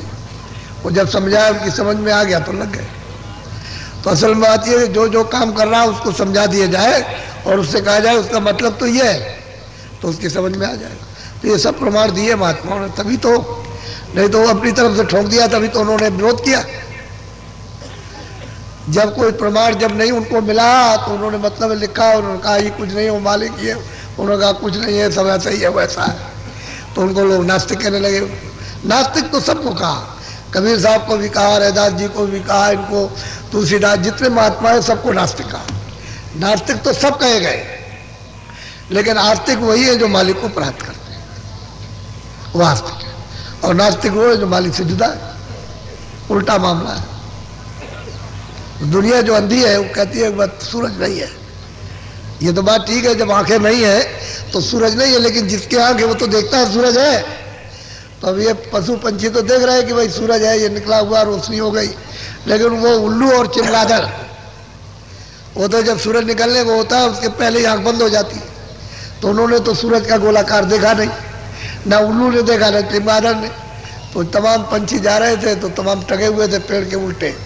अरे भाई तुम क्यों टंगे हो? तो हमारी तरह से पंछी हो, देखो सूरज निकला है, रोशनी है, और देखो सब जा रहे, आदमी जा रहे, ये जा रहे, जानवर जा रहे, पंछी उड़ रहे। कहने लगे तुम बेवकूफ हो, सूरज नहीं है, सूरज है ही नहीं। अरे भाई तुम आँख खोलो तो तुमको दिखाई देगा, तो आँख कैसे खुले? तो वो समझता है कि सब अंधा है, ये सब झूठी बात कह रहे हैं, हम नहीं मानते। तो उसने कहा कि अच्छा हम अपने गुरु से पूछेंगे जाकर। तो कि ठीक, पूछ लेना, तो हमको कल बताना। गुरु से जब रात हो गई तो आँख खुली, तो गुरु के पास में गया। गुरु कौन था? उल्लू। वो भी जब सूरज निकलने को तो उसकी भी आँख बंद हो जाए, वो भी दिन भर बैठा रहे। जब रात हो जाए तो उसकी आँख खुले। तो उससे कहा कि भाई लोग कहते हैं कि सूरज है, बड़ा गोलाकार है, बड़ी रोशनी है, उजाला हो गया, सबको दिखाई दे। कह लगे बेवकूफ, तुमने 7 खानदान में कभी सूरज का नाम सुना? ये नहीं, मतलब वो भी अंधा, वो भी अंधा। तो अंधे अंधे से जाके पूछते हैं तो बताया क्या? तो ये है कि भाई संत तो देखते हैं, अब ये दुनिया है, उससे पूछो जा करके तो कहेगा अरे कहने लगे सब झूठी बात, भगवान भगवान नहीं है, भगवान है ही नहीं। तो बस बात ये है कि जब भगवान नहीं है तो फिर नास्तिक। और तुम किसको मानते हो? तुमने तो उसको देखा ही नहीं, तो वो देखी हुई कहते हैं और ये अनदेखी कहते हैं, उल्टा हो गया। इसलिए ये जगत भरम गया।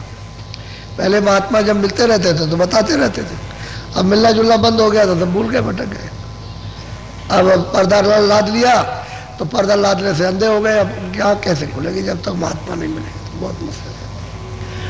अच्छा बोलो जय गुरुदेव, जय गुरुदेव। कितने आदमी हो जितने नामदान लोग हैं? जो नए आदमी जरा हाथ उठाओ। अच्छा तो हम अभी दे देते हैं, आप नीचे हाथ करो। देखो 2 चीजों का ध्यान रखना, एक तो शाकाहारी, अशुद्ध है, किसी भी पशु पंछी का शरीर हो अशुद्ध आहार मत करना, चाहे मुर्गी हो, चाहे बकरी हो, चाहे बकरा हो, चाहे गाय हो, भैंस हो, कोई भी हो, किसी अशुद्ध शरीर का आहार नहीं करना। ये अंडा भी बड़ा खराब है, इसका भी कोई आहार मत कीजिएगा धोखे में। शुद्ध आहार करो, सब्जी है, अनाज है, दूध है, फल है, तुम 100 बार खाओ। और बीड़ी तम्बाकू का पियो, तम्बाकू खाओ या पियो, हमारी तरफ से इसके लिए मना नहीं है, लेकिन ऐसा कोई नशा मत करो जो तुम्हारी बुद्धि पागल हो जाए। बस इतने ही बचना है 2 चीज़ों से। वो कोई भी नशा हो जिससे बुद्धि पागल होती है और पहचान खत्म हो जाए, बहू बेटी की घर में, अड़ोस में, पड़ोस में, वो नशा नहीं करना। बीड़ी पियो, तम्बाकू पियो, का पियो, और सुधार करना। सुधार है, अनाज है, सब्जी है, फल है, दूध है, घी, और कपड़े पहनो आप अच्छे से अच्छे 100 कपड़े रोज बदलो। अपने वो क्या तुम बदल सकते हो तो रोज बदलो, हमारा क्या नुकसान है? अच्छे मकान में, अच्छी झोपड़ी में रहो, और क्या चाहिए आप? ये 2 चीजें वर्जित हैं बिल्कुल। और जो आदमी इसके खिलाफ चलेगा वो नामदानी नहीं है। कोई भी अगर आदमी आकर के करता है और उसने मतलब यह सुधार किया तो नामदानी नहीं। नामदान तो मतलब बहुत आदमी आ जाते हैं, ऐसे भी आ जाएंगे, बैठ जाएंगे, लेकिन वो कुछ जानते नहीं, कुछ करते नहीं, बैठ गए। इसके माने थोड़ी कि वो नामदानी हो गए। नामदानी का काम करोगे वो नामदान। सुधार और भजन, ये 2 चीजें अपने घर गृहस्थी में रहो, कौन मना करता? बस 2 चीजों का ख्याल रखो। किसी जगह भी उन्हीं लोगों का साथ जहां तक हो सके करो आप, दिन में सुबह शाम, जो अच्छे लोग हैं अच्छे। और मतलब खराब आदमी तो वैसे भी मना करते हैं कि बुरी सोबत में मत जाना, नहीं तो तुम फंस जाओगे। अच्छे लोगों की सोबत में, अच्छे विचार वाले हो, उनके थोड़ा सा जब भी 2 मिनट 4 मिनट बैठना उठना हुआ तो बैठे, और नहीं तो फिर अपने भजन में लगे, नहीं तो अपने घर में काम किया। काम तो तुम्हारे पास बहुत है, घर का काम है, खेती का, दुकान का, दफ्तर का, उसमें आप कीजिए अपना काम। अच्छे लोगों के बाद 5-10 मिनट 15 मिनट बैठे, कुछ अच्छी बात सुनिए, कुछ मतलब है कही तो ठीक है। बुरे लोगों के साथ क्यों बैठते हो? और नहीं तो फिर भजन में समय दो। तुम्हारे पास तो समय है ही नहीं, थोड़ा बहुत अगर बचा करके इसमें दे दोगे तो तुम्हारा काम बनेगा, तुम्हारा ये कल्याण होगा, आत्म कल्याण। तो ये जीवात्मा बचेगी, नहीं तो जा रही है। तो इसलिए मैं तो आपको नामदान दिए देता हूँ, उसका यथाउचित सब भेद बता देता हूँ आपको। तो नामदान कहते हैं आत्म धन का दान। ये नामदान उस तरह का मंत्र नहीं है जैसे लोग कहते हैं मंत्र है, वो मंत्र नहीं है। और ना उस तरह का मतलब है कोई जाप है, ये तो सीधा काम है। नामदान आत्म धन का दान, ये सर्वोपरि दान है, इससे बढ़कर के दूसरा कोई दान नहीं। राजपाट ये वो सब कुछ नहीं है इसके साथ। ये सर्वोपरि चीज है, वो आपको मिली जा रही, उसको प्रेम प्यार से, श्रद्धा से, सद्भाव से ले लो, मान सम्मान से। और उसको मतलब एक गाहक बनो, हृदय ग्रही गाहक, यानी उसको रख करके और जल्दी से उससे काम ले लो। मोटा काम है तो तुम आत्म धन को जमा कर लो, तुम्हारी रक्षा हो जाएगी। और आत्म धन को तुम जमा नहीं करते हो, शरीर धन जमा करते हो, तुम्हारी रक्षा कौन करेगा? शरीर तुम्हारा नहीं है, सामान तुम्हारा नहीं, इसलिए नामदान। तो जो जो नाम मैं बोलूँगा परमात्मा का, सब लोग एक साथ बोलना। जैसे पुराने नामदान ही नया कर लो, क्योंकि कभी कभी ऐसा होता है कुछ भूलने लगे, कुछ कमी आने लगी, तो चलो अब सबको ही बैठे रहते हैं सब लोग, तो उसमें फिर आप नया कर लीजिए, आप फिर से समझ लो अच्छी तरह से, तो नए भी हो जाते हैं, पुराने भी हो जाते हैं।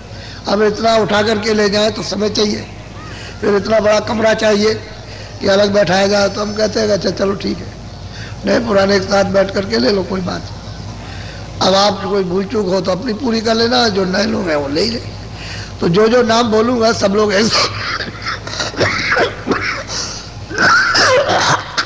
एक साथ बोला, एक आवाज में, कोई आगे पीछे नहीं बोलेगा।